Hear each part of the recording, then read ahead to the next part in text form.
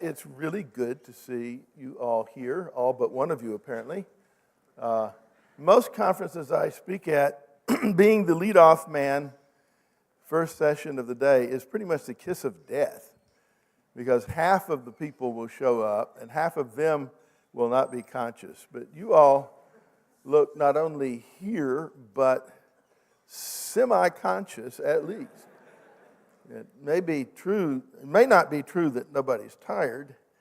That's our story, and we're sticking to it. But amazingly awake for 8 o'clock in the morning. And you are here for a historic occasion. I am going to do an entire lecture without mentioning Lewis or Tolkien. Oh, wait. Never mind. That's not possible, and it's already been not done. And it won't be done down the road either. But we want to talk this morning about worldviews. I mean, this is, after all, the Biblical Worldview Student Conference. So what is a worldview? A worldview is a basic set of assumptions about the most basic questions, like who are we, why are we here, what is the nature of reality, and how do we know? And most people have these assumptions that they've kind of caught them the way you catch the measles. They just pick them up from their environment, their peers, and they don't think about them, and they're not even aware that they have them, but they form a grid that powerfully influences the way you interpret life experience, the way you interpret data, the way you interpret arguments.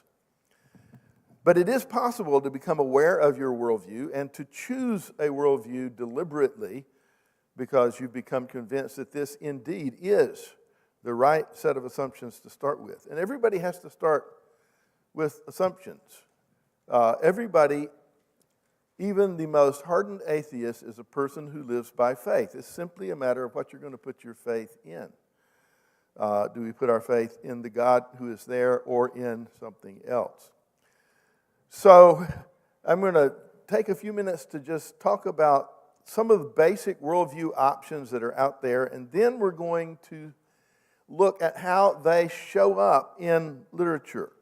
They show up in everything that we do, but literature is a very clear window into the worldview of the author and how that impacts the worldview of the reader. So I'm going to use a schema that was given to us by Francis Schaeffer, a basic way of analyzing worldviews. Everybody's worldview basically stems from the way they answer the question about the relationship of two realms. Schaeffer called them the upper story and the lower story. It's as if reality is a house with two stories. The ground floor, the lower story, is the seen world. And by seen, I mean accessible through the senses, any of the five senses, or any of the instruments we use to extend the range of our senses, like a telescope, so we can see things that would otherwise be too far away, a microscope that lets us see other things that are otherwise too small. The seen world, and the second story of the house is the unseen world, things that you can't see.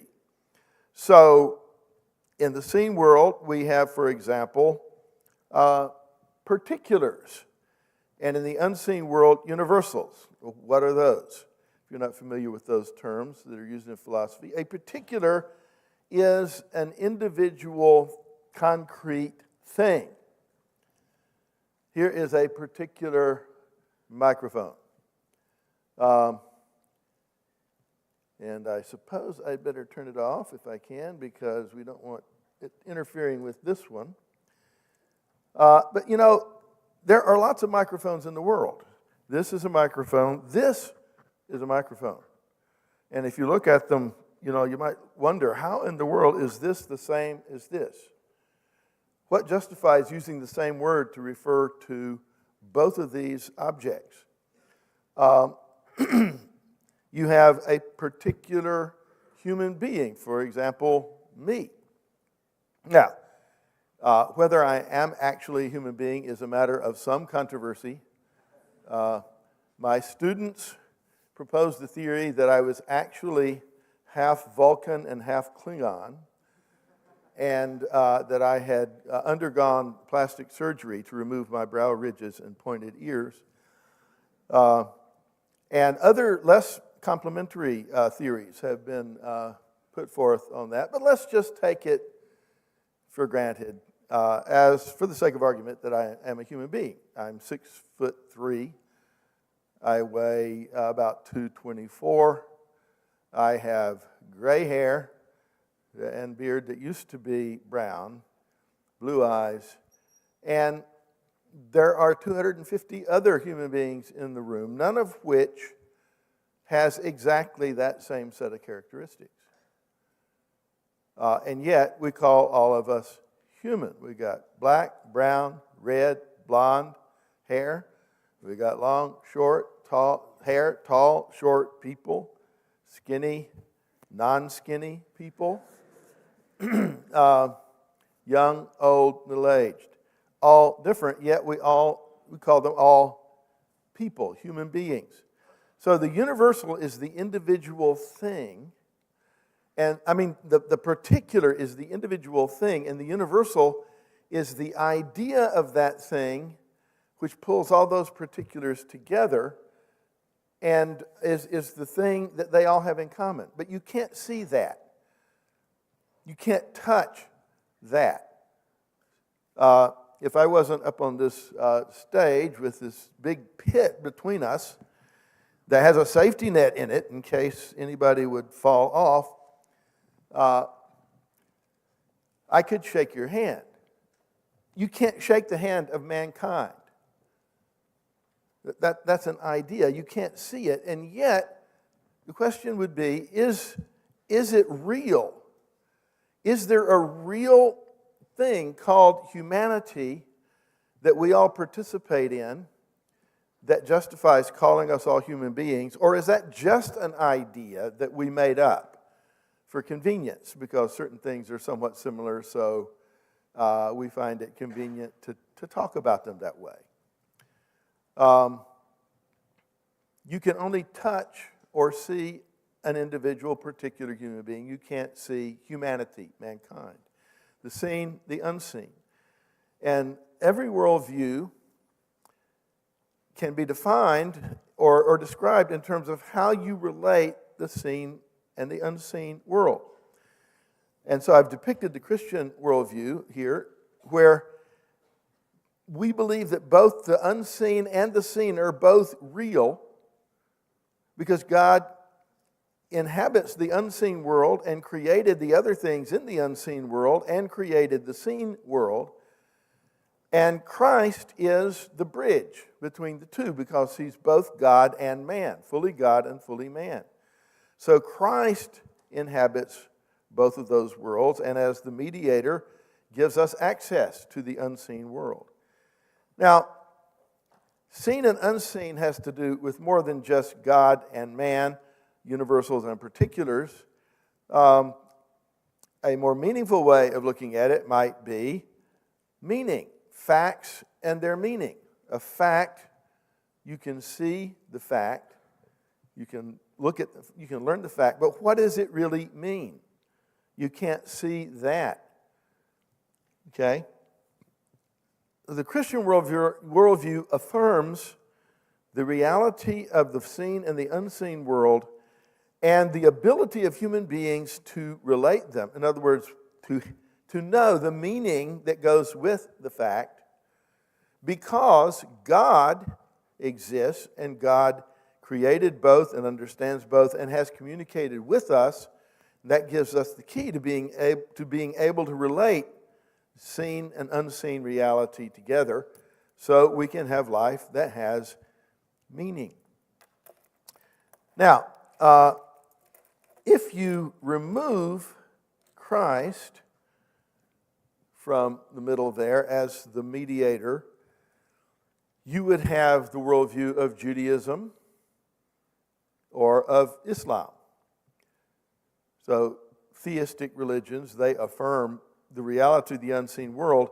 But unlike Christianity, compared to Christianity, they're somewhat handicapped in making that actually work because they don't have the Logos, the Word, Christ, to give us reliable and trustworthy access to the meaning of things, the unseen.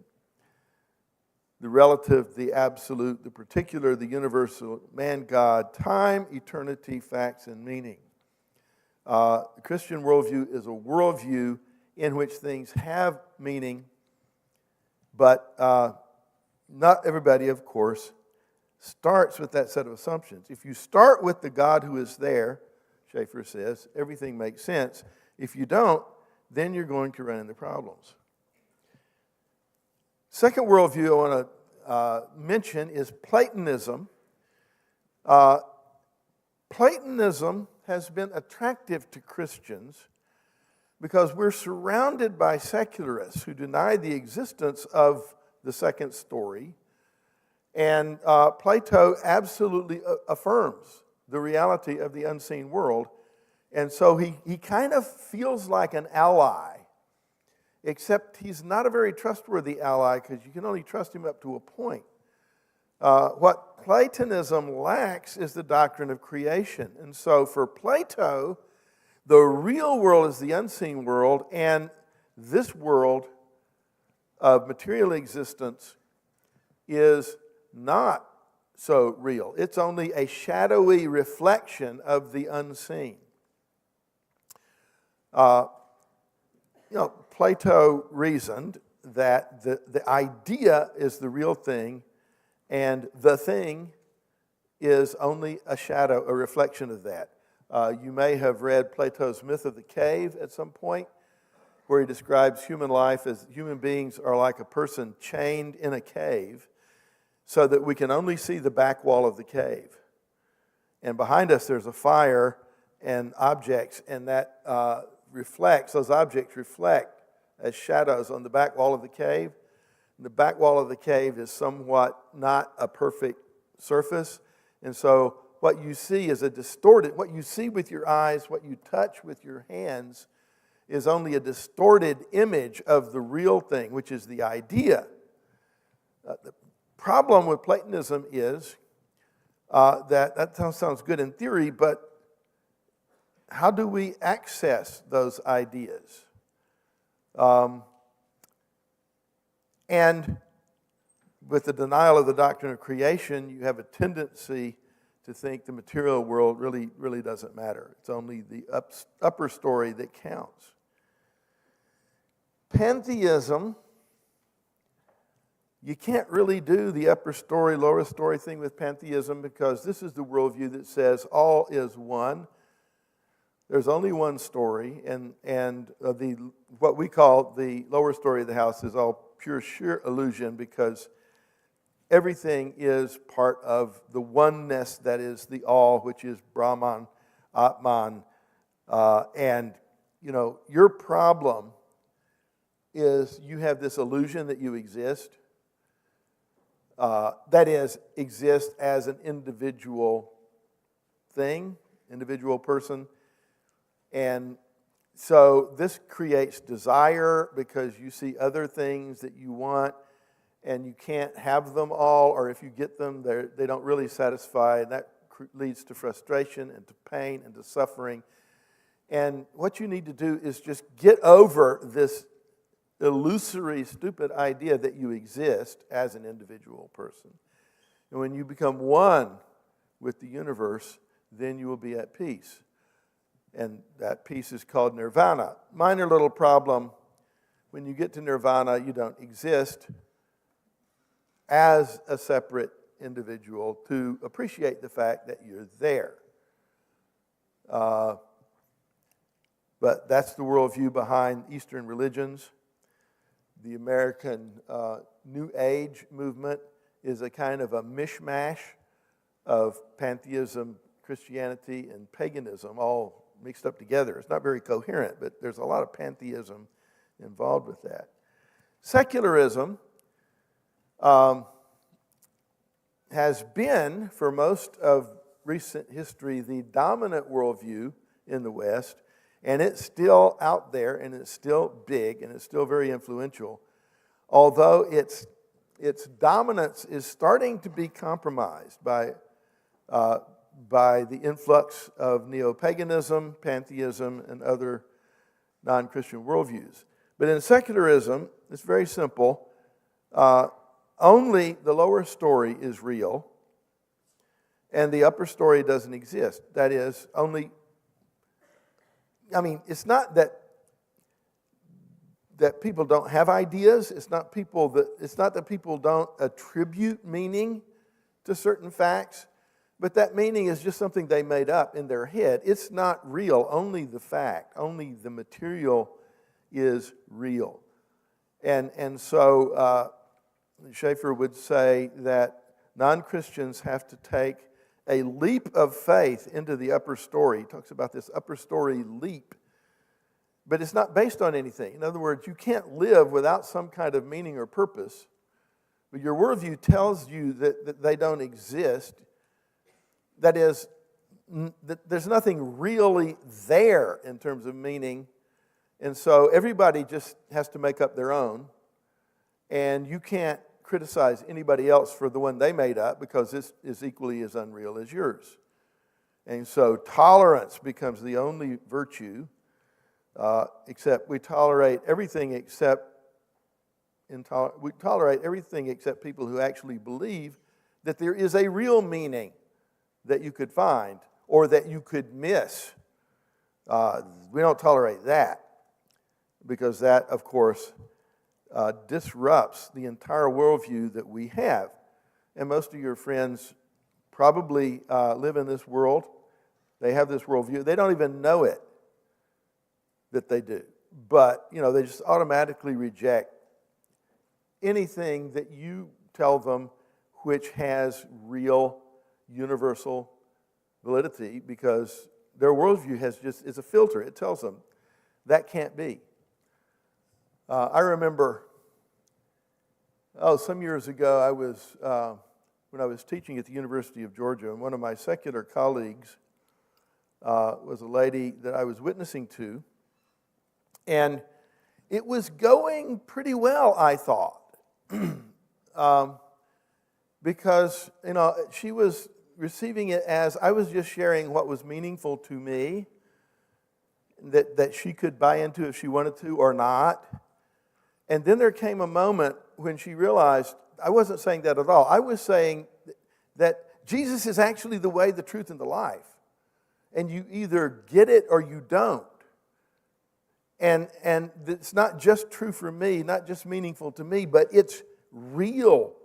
And everybody has to deal with it. And I was talking about objective, absolute, real, true truth. And the expression that went across her face was very interesting.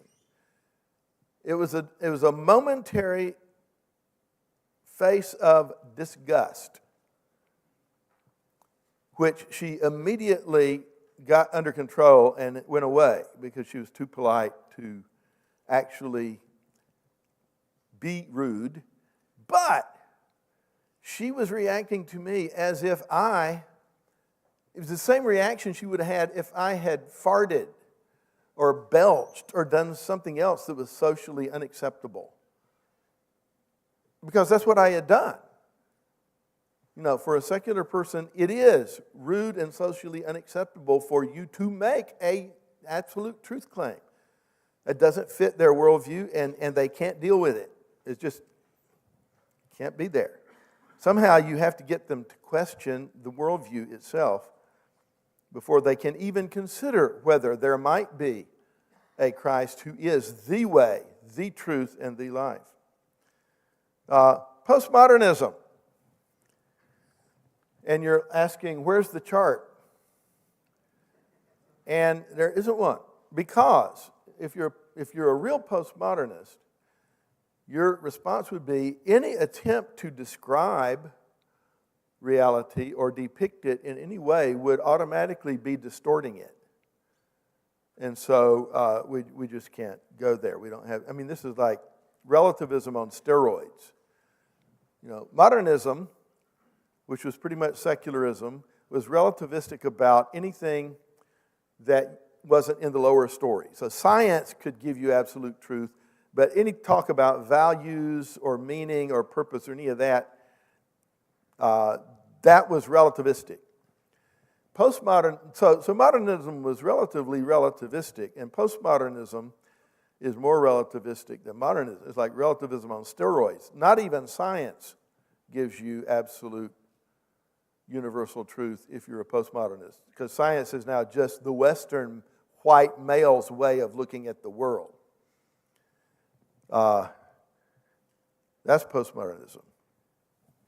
Now, that's not all the worldviews, but it's several of the major ones that we're going to have to deal with in our lives. And although I had, half a dozen or so, it really breaks down to two choices. Because what's the beginning of everything? And everybody has to accept this by faith, because nobody was there to watch things beginning. So is it the personal, infinite God of the Bible, or something impersonal, whether it's the universe itself, or matter plus energy plus time plus chance, or the impersonal one of Eastern religion? You either start with the personal God of the Bible or something else. If you start with God, because God is intelligent and knows what He's doing, you have the right side of the screen where each of the little ends of a ray represents a fact. And all these facts ultimately are part of a coherent universe that fits together, because there is a center point that everything relates to. Every fact, every atom, every subatomic particle in the universe was created by God, is known by God, and is under God's control, and relates to God. And so you can understand the meaning of any particular fact you run into by tracing it back to what does God say about that. Postmodernists say you can't have absolute truth because you would need a God's eye view of the world, and you don't have it. Well, no, I don't, but God actually does, and He's communicated with us. On the other hand, if you start with the impersonal, whether it's the material universe or whatever, then once again, the end of each line on the left represents a fact, but the facts are just there. They don't necessarily relate to anything. And you can connect the dots any way you want to. And no two people are going to connect them the same, and so nobody can criticize anybody else's way of connecting the dots. The dots aren't really connected, but we just kind of have to connect them some way in order to get on with life. But everybody does it his own way, and nobody can privilege one way of connecting the dots over others or criticize anybody else's way of doing it. That's really, postmodernism is the most logical end of where modernism goes. Tom Oden said brilliantly, I think he's absolutely right, that we don't really have postmodernism, it's really ultramodernism. Okay? So, those are the alternatives. If you start with the impersonal, then you've got arbitrary happenings. You know, the bumper sticker, which I could paraphrase as fecal matter occurs. Right? You've seen it? That's the ultimate that you can say about the universe. Just arbitrary happenings. Stuff happens. There is no meaning to any of it. You might attribute meaning to it if you can attribute meaning to it if you want to, but that's just personal. It's just inside your own head. There's no purpose. If you read those evolution textbooks that Dr. Thomas kept talking about, they all stress that there's no purpose. Evolution doesn't have a purpose. It's not trying to create man. Things just happen for no reason. And there's no truth and no law, really. On the other hand, if you start with God, then instead of arbitrary things that just happen for no reason, you have creation. You have meaning and relatedness, because everything ultimately relates back to God, who is the source of all of it. You have the possibility of purpose or even destiny, revealed truth, and law that can be broken, which means you have sin and redemption. It's interesting to me, non-Christians think that the doctrine of sin is really a downer. They think it's really pessimistic. I suppose in a way it is. You're telling people there's no possibility that they can save themselves through their own works. But if you don't have law that can be broken, then you can't have redemption. You can't have salvation. Oh, well, evolution is going to, the hope of Star Trek. Evolution will bring us to we eliminated poverty in the 22nd century. No, you didn't. Because you still have stories that have bad guys, and some of those bad guys are human, which means you didn't change human nature, which means you didn't eliminate poverty. We've evolved past that now. No, you haven't. Okay, if evolution is my savior, how long is that going to take? How many millions of years before the human race gets to the point of not being messed up like it is? What hope is there in that for you? But if you're a sinner, that's the most hopeful, optimistic conclusion you can reach, because now there's something that can be done about it. Okay. Now, these worldviews all show up in literature, and every piece of literature that you read is reflecting one of them, or it might be really confused and reflecting more than one. So let's get some examples so you see what I'm talking about. I remind you of Platonism. The unseen is real. The physical universe is only a reflection of the idea. Here's Percy Bysshe Shelley, the Romantic poet from the 19th century. The one remains, the many change and pass. Heaven's light forever shines, earth's shadows fly. Life, like a dome of many-colored glass, stains the white radiance of eternity. Now, very first quotation illustrates a very important point, and that is that you can't identify a worldview just by latching onto a buzzword. Okay? So, the one, capitalized, and you're thinking, got you, pantheism. No, keep reading. What's happening here is that, or heaven, yeah, he's a Christian. He's talking about, no, heaven doesn't necessarily mean the biblical heaven. What's happening here? Life, like a dome of many-colored glass, stains the white radiance of eternity. The one remains, the many change and pass. Earth's shadows fly. Here's why you can't know absolute universal truth. Because it exists in that world of the pure idea, but experience, you actually live in Plato's cave. And so the fact that you have a physical body is a lens that distorts those ideas, so that by the time they come into your experience, you being because you're part of the physical world and have a body, is why you don't see truth clearly. Now, in the biblical worldview, why do men not see the truth? It's not because they have bodies and senses. It's because of sin. It's very different. Here's William Wordsworth in Tintern Abbey.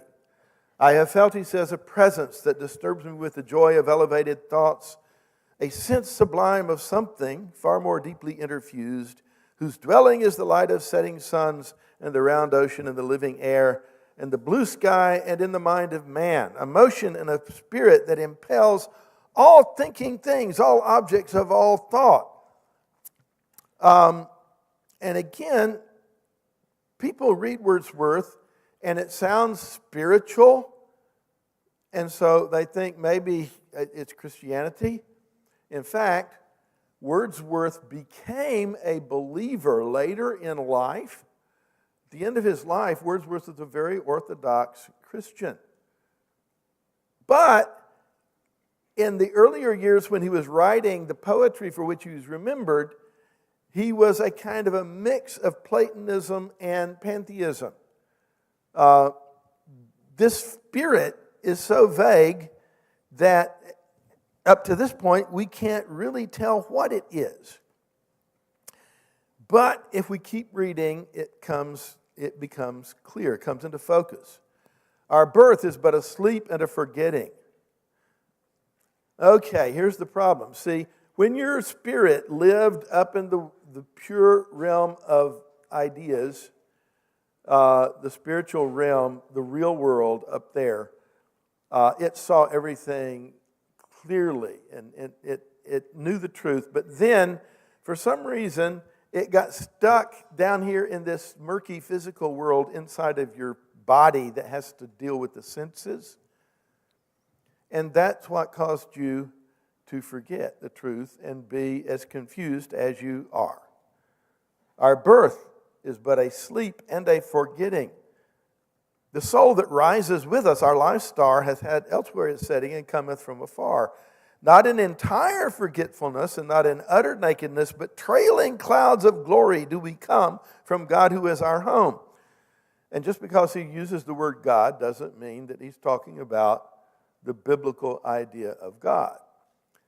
He's using spiritual language very loosely to describe what?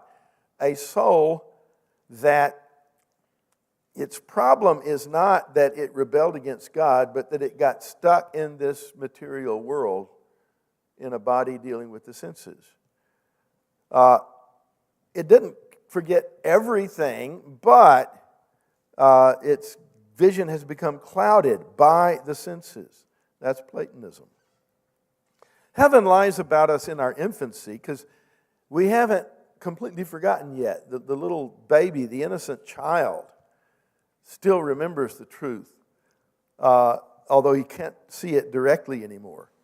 Heaven lies about us in our infancy. Shades of the prison house begin to close upon the growing boy, but he beholds the light, and whence it flows, he sees it in his joy.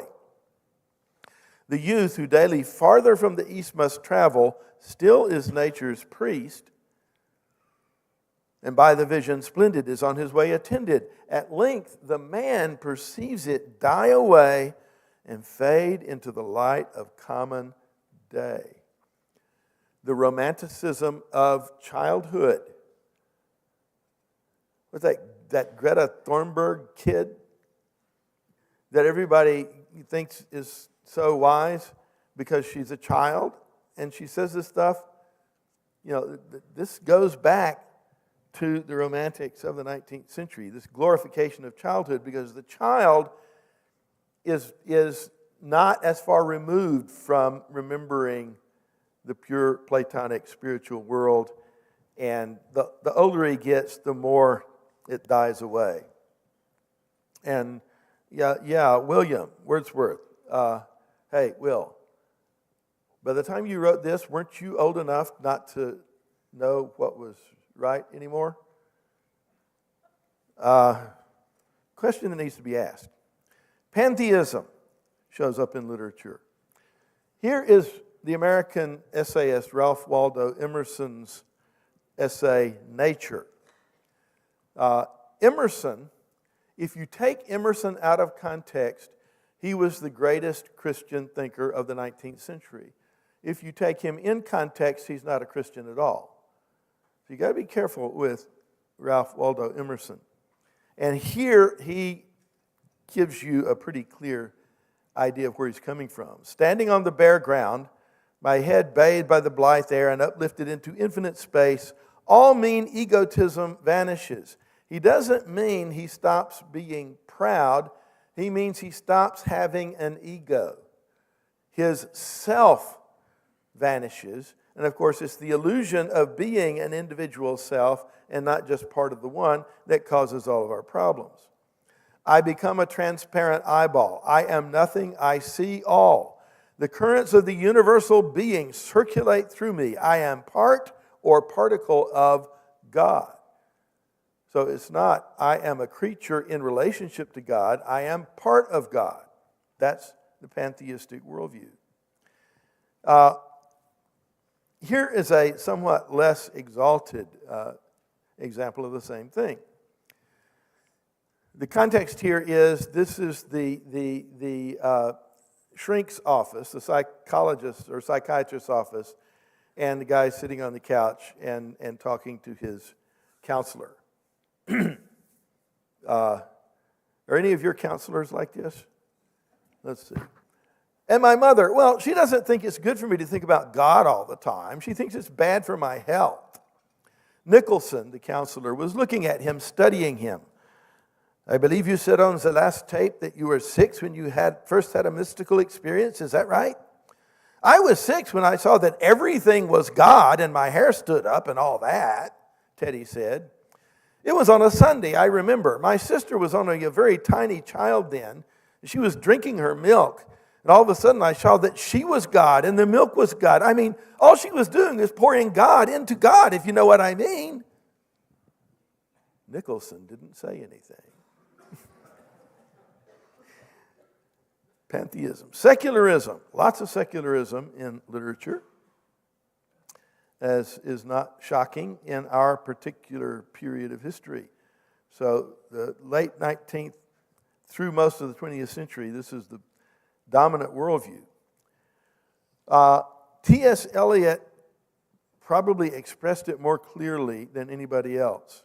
You know only a heap of broken images. I can connect nothing with nothing. These fragments I have shored against my ruins from the wasteland. Connecting nothing with nothing, because connections would be in the upper story, the unseen world. That doesn't exist for the secularist. Stephen Crane's short story, The Open Boat. These guys are in this boat and the motor has failed and they don't have oars. They're drifting out to sea and looking back at the land. The tower was a giant standing with its back to the plight of the ants. It represented the serenity of nature amid the struggles of the individual.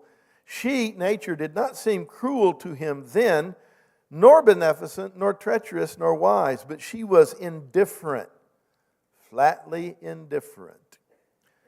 When it occurs to a man that nature does not regard him as important, and that she feels she would not maim the universe by disposing of him, he at first wishes to throw bricks at the temple, and he hates deeply the fact that there are no bricks and no temple. You're angry at God for not existing.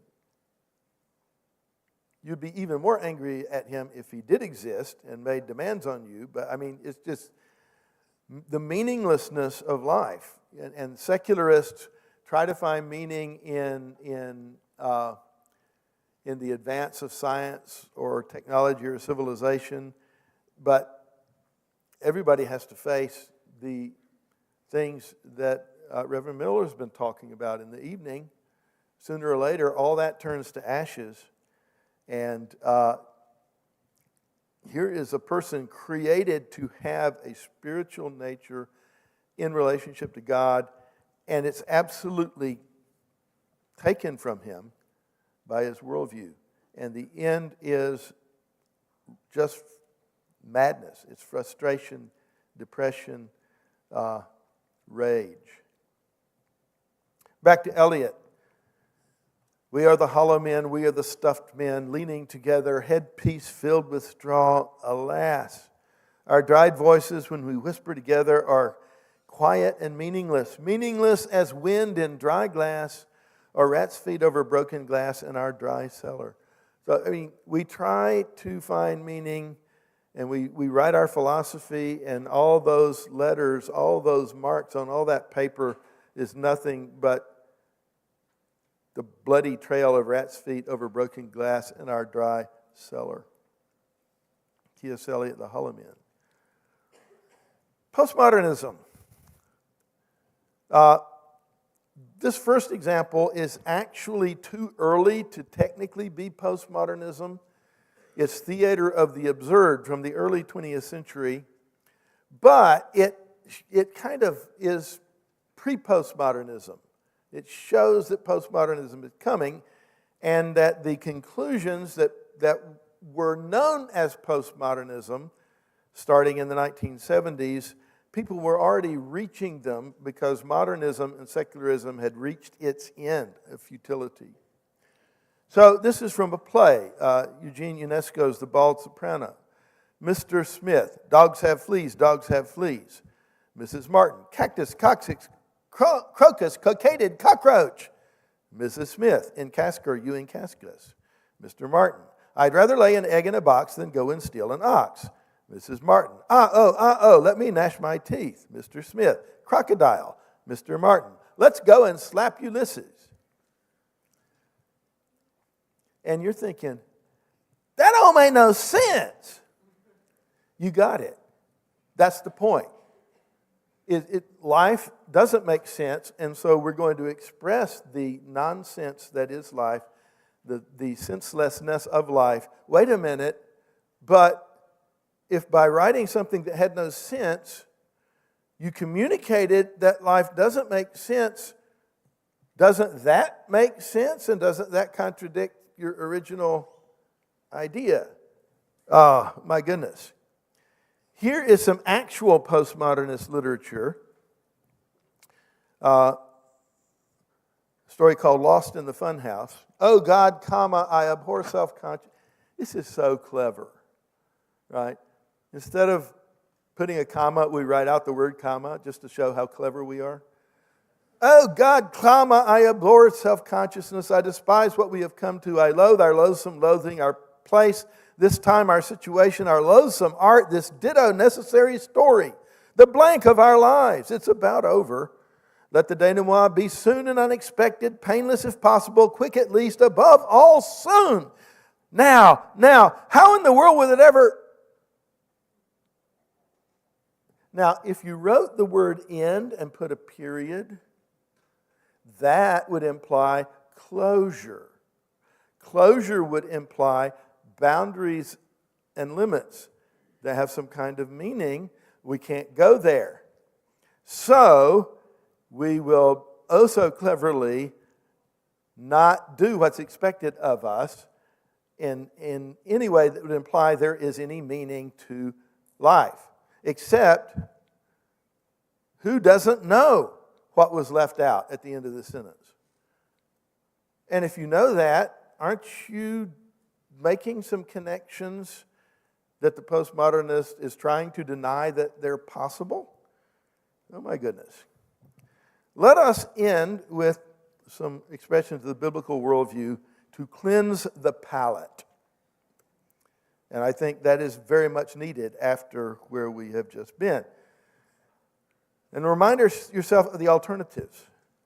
You begin with God, then everything relates back to Him, and there is meaning, and there can be purpose.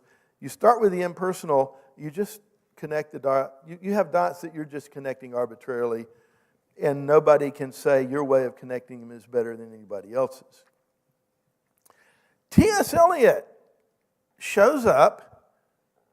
Well, wasn't he one of the main secularist guys? Yeah. And he saw where the secular worldview, the modernist worldview was going, and realized that's not a good place, and rethought things. And in the middle of his life, middle-aged man, he became a Christian and became one of the most powerful spokesmen for Christianity at the end of his life. And the secular lit profs just hate this. They feel betrayed by Eliot. He was one of their boys, and he left and joined the other side.